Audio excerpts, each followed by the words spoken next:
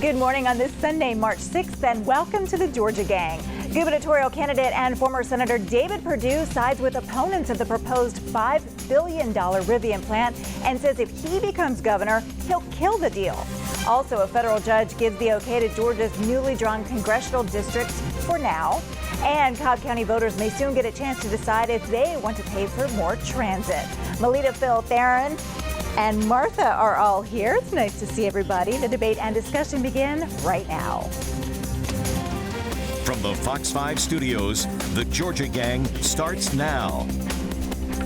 In a surprise move to some, former Senator David Perdue came out swinging against Governor Brian Kemp by siding with opponents of the $5 billion Rivian plant expected to be built near Rutledge, Georgia, about an hour east of Atlanta. He sold it out to somebody that really doesn't have our best interest at heart. He sold it out to George Soros, giving him hundreds of millions of dollars of our tax dollars with this insane Rivian deal. Former Senator David Perdue made a stop in Rutledge, Georgia, where he received a warm welcome from opponents of the proposed $5 billion Rivian plant. It's expected to bring at least 7,500 jobs to the area, but opponents say this was a deal done in secret with no community input. Perdue said if he becomes governor, he would kill the deal. The governor's spokesman says Perdue is just playing politics. Obviously, Perdue is listening to his handlers that have told him that in order to make some political points or to get some votes in the primary, that he needs to now attack 7,500 jobs coming to a local community.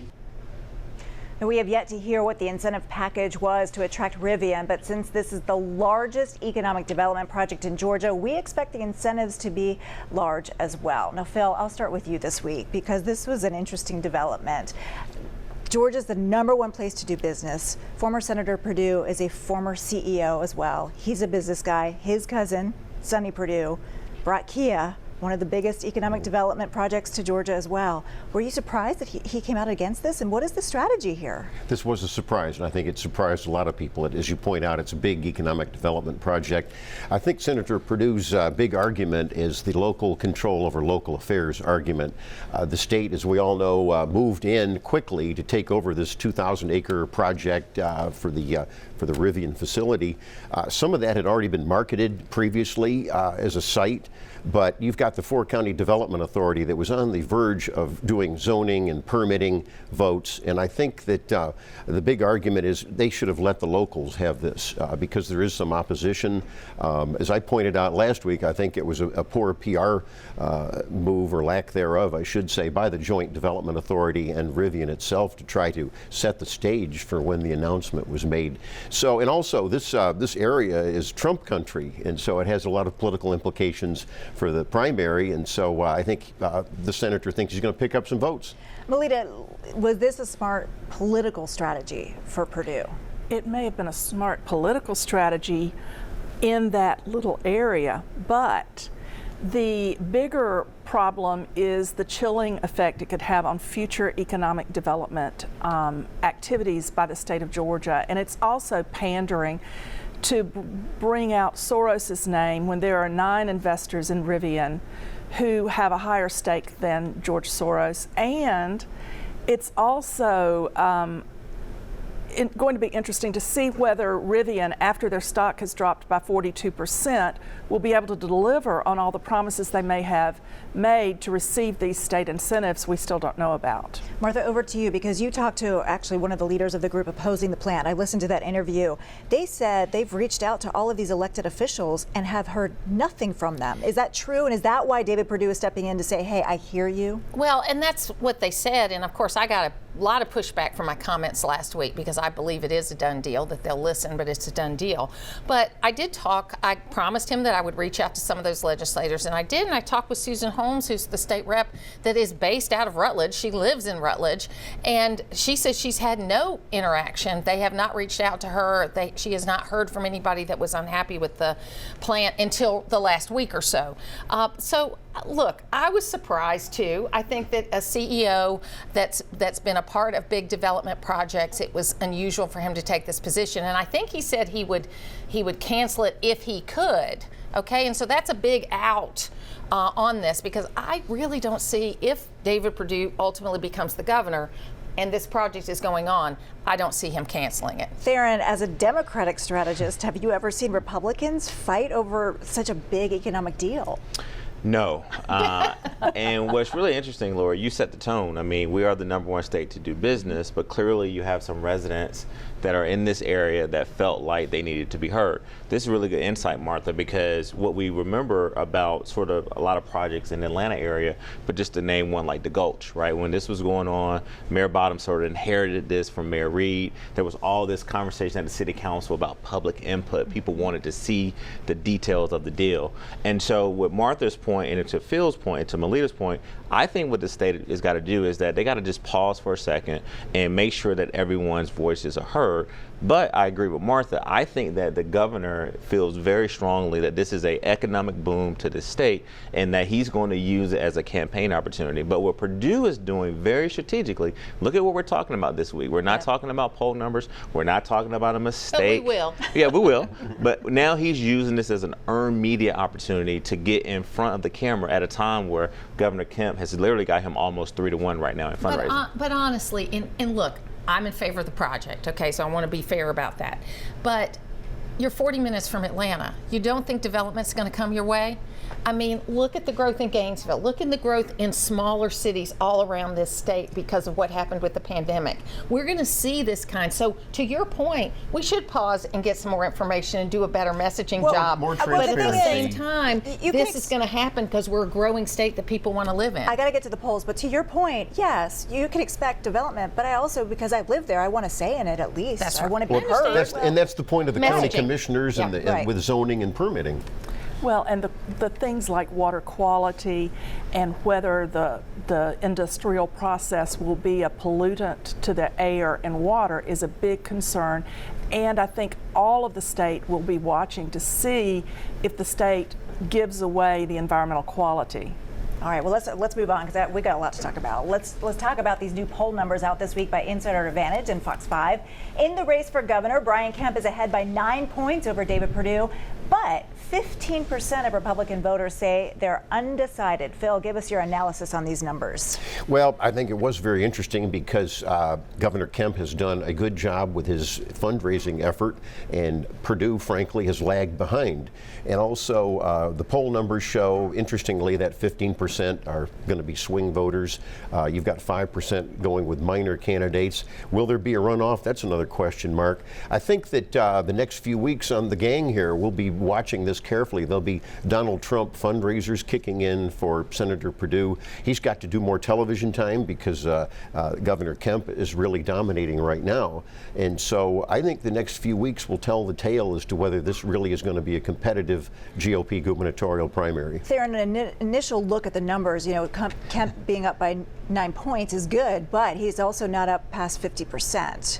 So that's a number that a lot of folks are looking at. What is it? Could this spell trouble as Trump begins to maybe come to Georgia? We've been spending too much time together. Yes, we you heard me make that point on Road to November yesterday. Yeah, so gut reaction when I saw your poll, Phil. I'm not going to criticize it like you do some of the UGA polls, but It's the best poll around. But yeah, you're absolutely right. When you look at the poll right away, you're like, all right, 9 points, right? That's really good for Governor Kemp. But also, as folks on the panel who've been involved in campaigns, if you're an incumbent governor, no matter where you are and with either party, you want to be over 50%. And so I think that's got to be sort of a concern for the Kemp campaign, that how do they make sure that they continue to get over 50%?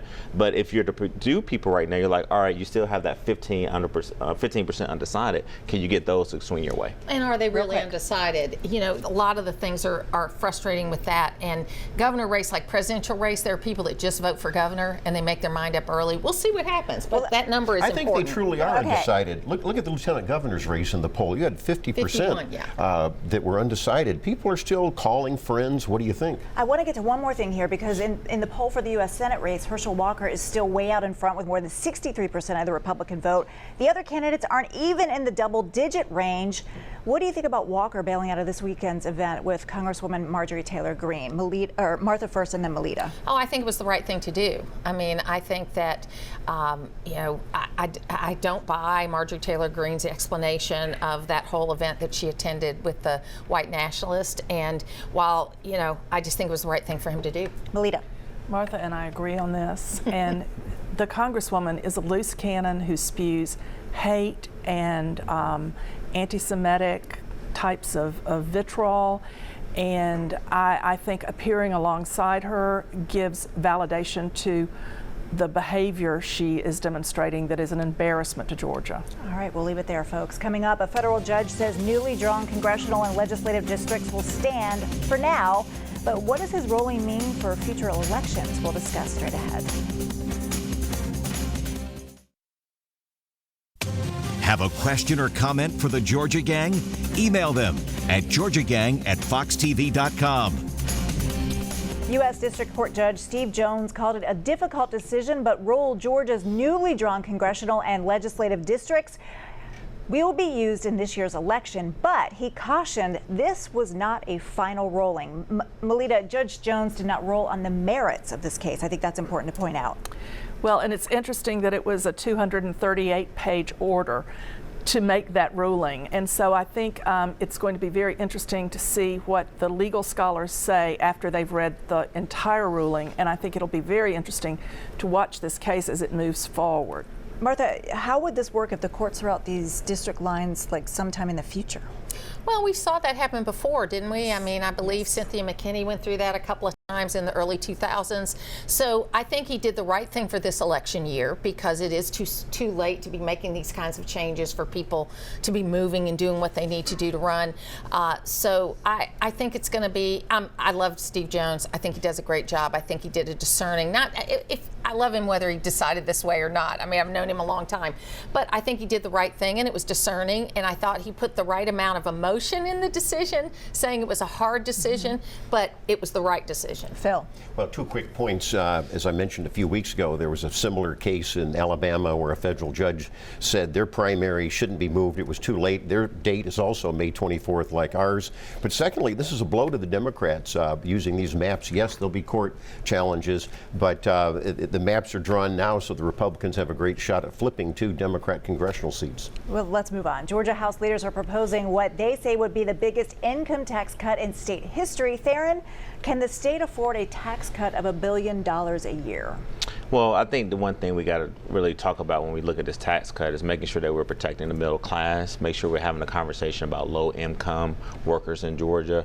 And so while tax cuts are usually pretty good as far as balancing budgets and giving people an opportunity to do well, I do think that the broader conversation is how do we strengthen the middle class here in Georgia, and how do we have a robust conversation about giving people who are in some of these jobs that need higher wages. I think that needs to be the conversation. Martha? In such a great economic time as we have right now, to not give some money back to the taxpayers would be unconscionable. I think it's the right move to make, and they've protected all the other areas as far as the rainy day fund and that kind of thing. And I hear your point about lower income folks, but when you have huge surpluses like we've had, you got to give some money back to the people that paid it in.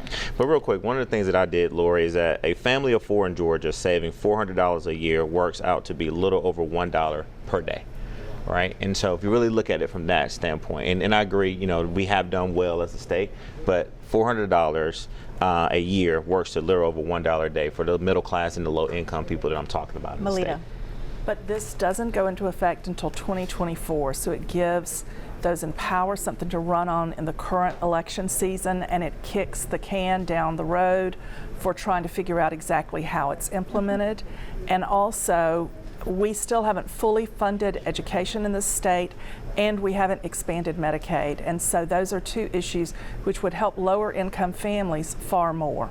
Phil? Yeah, I think you'll see education fully funded. Fully funded. I disagree with what you're saying. Standard? Well, we can debate that another day, but I do agree with this year pause. I think that the budget writers can make up for the lost revenue. Phil, I want to come back to you because a development that we have not talked about, I haven't talked about gambling on this show because I feel like we talk about it and never goes anywhere. But there is some movement this week, and this maybe could be the year. We say that every year. That's right. I was shocked to hear the word gambling. We call it gaming now under the Gold Dome. But I'm but a anyhow, straight shooter, right? This is a week of surprises. I was surprised. I got word a couple days ago from folks under the Gold Dome at the Capitol that, wow, presto, we have local option pari-mutuel horse wagering that are walking through committee. As we tape on Friday, it should be going through Rules Committee with Chairman Jeff Mullis in the Senate, and it should be on the floor for a vote. And so I think it's more revenue that would come in. It would help the equine industry. We all have talked about the economic arguments. So there you go. And it's so interesting, this juxtaposition between the Senate and the House this year under the Gold Dome, because you're seeing a lot of things come out of the Senate, and then you're seeing committee chairs on the House side saying, we're not taking up anything else from the Senate until after crossover day. So it is a very interesting makeup in those houses this year. It always is, Melita. Well, Senator, House Speaker Ralston is having to play the grown-up in the room a lot under the Gold Dome this year, and I think several of these issues are examples of that. Well, lawmakers are still trying to figure out the best way politically to give themselves a pay raise. They make only about $17,000 annually for the part-time job. The idea is to allow Georgia voters to decide. What do y'all think? Phil? Well, you know, they knew what the pay was when they took the job. Yes, but I mean, they haven't had a raise in how long? And I don't know Yeah. a lot of folks that really want to do this kind of work day in and day out. It's a I get lot. it, and that's probably the strongest argument to have It's a not raise. a part-time job. It's definitely not Well, I would agree with that. One other thing, if you're going to give some money, give it to staff that help constituents. I mean, sadly, some of them don't have the staff to do constituent work, and they have to take it out of their campaign money or whatever. Aaron?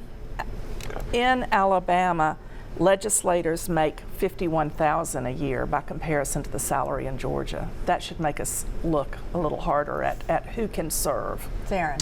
Look, I think this bill was sponsored by State Representative Wes Cantrell of Woodstock, Republican, and so I'm going to agree with this Republican legislature. But he's not running again.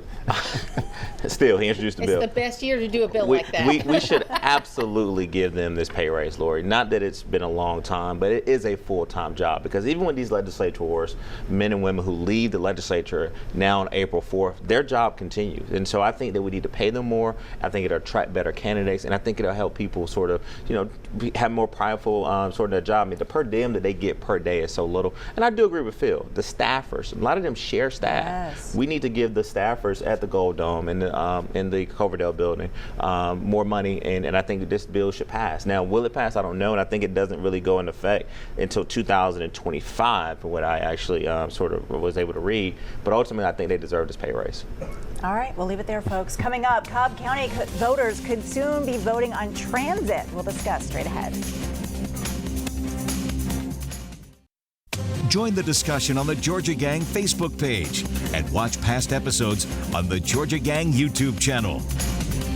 Commissioners in Cobb County are toying with the idea of allowing voters there to decide if they want to expand transit. Theron, we saw what happened in Gwinnett, where voters said no to an expansion. Do you think the sentiment is different in Cobb? I think it's a little different for a few reasons. One, I think that what I read also this week is that they haven't actually increased or expanded their bus system since 1989. And at a time where you have the World Series champs Braves, and you have a great leader in Lisa Cooper, who's a county chairman there, we know that while they do have sort of alternative ways to get into and from that game, it still needs more transit. But I think where it really boils down to is the amount of money that it will give to this county if this referendum is on the ballot and it passes. And I think that Cobb County needs this expansion of transit, not only attract more residents there, but also at a time where, I don't know about you all, but I'm stuck in traffic every day now in Atlanta, not just Fridays anymore afternoon or Wednesdays when things are kind of going on, but literally I think that this is the right thing to do, and you're going to see a huge push to try to get this on the ballot. Phil, it will matter what type of transit also we're talking about. Well, that's exactly right. And I think we all know that you've got to have a project list. They have not developed that yet, and I think that would be important. You mentioned Gwinnett County a few years ago. A lot of the county, at least half of the county, felt they were being shortchanged. And so you get a lot of no votes. You're going to get a lot of no votes anyway. I am tired, Theron, of a lot of these Cobb Countyans cutting through Sandy Springs where I live. And we wanted to build a wall right there on Cobb County's line and make Cobb County pay for it, too. No more walls. All right, well, it's no surprise the university system will soon have a new chancellor. The Board of Regents voted yes to former Governor Sonny Perdue. Martha, what are the challenges that lie ahead for him? Look, this was really no surprise, and I think that you also saw go along with that the first increase for the university system and funding in a very long time. I think it's roughly $400 million if it gets through the budget. So you didn't see a lot of negative comments, or as many as I thought we were going to see, and I think it had a little to do with that. But I think Sonny Perdue will do a great job. I expected it to happen. This will be kind of his swan song. He was involved. He was the governor. He's managed businesses. I think it's going to be fine. It doesn't look like Sachs is going to go after the university system saying he's not qualified. So I think he'll do a great job. Well, speaking of negative comments on this issue, Melita, you were very critical of this decision. Governor Perdue said, or former Governor Perdue said, this may be the most important job he's ever held. Well, certainly he steps into a university system facing declining college enrollments and the movement nationwide to make tuition more affordable for students. And so he faces a lot of challenges. I think if I were he, I would start on April 2nd instead of April 1st for this new job. And I keep wondering, how badly did his wife want him out of the house for him to take this job? We'll just leave it there. Okay. The Georgia Senate passed a bill this week outlawing the need to have a license to carry a handgun in public. There was obviously a lot of debate under the Gold Dome on this issue. Phil? Well, I think it's a good thing. I've always been in favor of constitutional carry. There is something called the Second Amendment to the U.S. Constitution. I think one thing that's often underreported is that, you still have to have a background check when you purchase a firearm. And I think that's great. Now, I think that there are exceptions, especially we've talked about the mentally ill and that problem. So, but I think this is a very good first step to get some rights restored. Barron? I think the way I read this bill is that it does eliminate a current background check requirement, which is my first concern. My second concern is that when you talk to a lot of sheriffs and chiefs, and I've talked to a few of them, it's also going to be the enforcement, right? Because we know that a lot of the crimes that we're seeing happen in Georgia, not just in Atlanta, are people who are acquainted with each other. Now arguments are not just ending in a fist fight anymore or a little bit of push and shove. It's ending in gunfire, and it's ending in people murdering other folks. And so, I think Senator Parent from Atlanta, from DeKalb County, said it right. I think this was an advancement for an extremist sort of gun agenda by Republicans in the legislature. Because at a time where people have the right to self-defense. But I think, and the other thing is this. One of the things that Senator Strickland in the Senate, he and I had a conversation about this, and one of the things that I think people need to pay attention to this bill is that people are saying there's backlog. So if you try to go get a gun carry permit, there's backlog in county governments. And so what this is trying to say is while those people are waiting for their permits to be approved, then they can carry a gun. Well, my thing is throw some money to local governments to basically decrease the backlog. Let's work with local governments. You want to be for local control and decrease that backlog. But don't have people out here saying that, hey, I'm carrying this gun illegally because I'm waiting to get my permit from a county or a city. Martha, I think we got to fix that problem. 20 seconds, I gotta go. No, I think it's a keeping of a campaign promise. It's the right thing to do, and there is no evidence that law-abiding people that own guns are the problem with our crime problem in Georgia. All right, coming up, winners and losers, everyone. Stay tuned. Time now for the week's winners and losers. Well, first off, a huge shout out to my son, who turns 11 today. Happy birthday, Beckett. And we'll go over to Phil. Well, he also swings a really good baseball bat, too. Yes, he does. That's Yeah, great. so keep it Quite a up, little Beckett. athlete. Thank you. Is he over the hill now? But anyhow, I've got a couple winners, and one is State Senator Brandon Beach, and the other one is State Senator Jeff Mullis. We talked about gaming, and we talked about local option pari-mutuel horse wagering, which would be a great revenue stream. And it's been 7 years in the making, and Brandon Beach especially has been working on that. And secondly, loser, I've got to say this: President Joe Biden and his clueless advisors. This is awful. What's happening in Ukraine? I do not understand, along with probably the large majority of the American people, why in the world we weren't arming Ukraine with lethal weapons for months. Biden was announcing there'd be an invasion, so loser. All right, Melita, 2 minutes here. Well, I would say that democracy will become a winner next week because we're going to have so many competitive races as people qualify to run during qualifying. And there's also a wonderful profile in Eater, Atlanta about Manuel's Tavern, which is worth the read. And rather than a traditional loser, I'd like to express condolences to Congresswoman Nikema Williams in the loss of her great aunt, Autherine Lucy Foster, who died earlier this week at the age of 92, and she desegregated the University of Alabama. Wow. Okay. Theron. I also want to offer my condolences to Silas Simon Alexander, Yes. who passed away this week. We all love Simon. He was a radio legend, so definitely want to send my condolences to his family.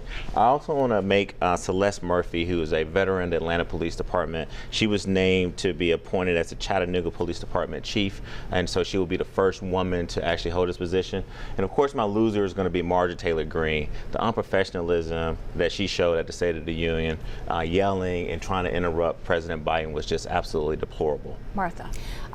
A winner this week, Representative Susan Holmes. She's going to be retiring at the end of this session, and she said, well, we're 80 now, so we got to have some fun. So she's a winner. And then you will never think that these words would have come out of my mouth, but I'm going to make Nancy Pelosi a winner because she said, ban it. Ban Russian oil coming into the United States. And if that doesn't show you that there's an overwhelming support of cutting off Russia as far as the money that we're putting in, nothing else will. Wow. All right, Phil, you agree with that? Yeah. And I also want to say this really quickly. We're praying for Ukraine, and also Yes, want to compliment absolutely. Governor Kemp and I think Speaker Ralston, who came out this week and criticized Putin and Russia's involvement in what's going on in Ukraine. So I definitely want to make them winners as well. All right, we'll leave it there, everybody. Have a great week. Thanks. See you next week.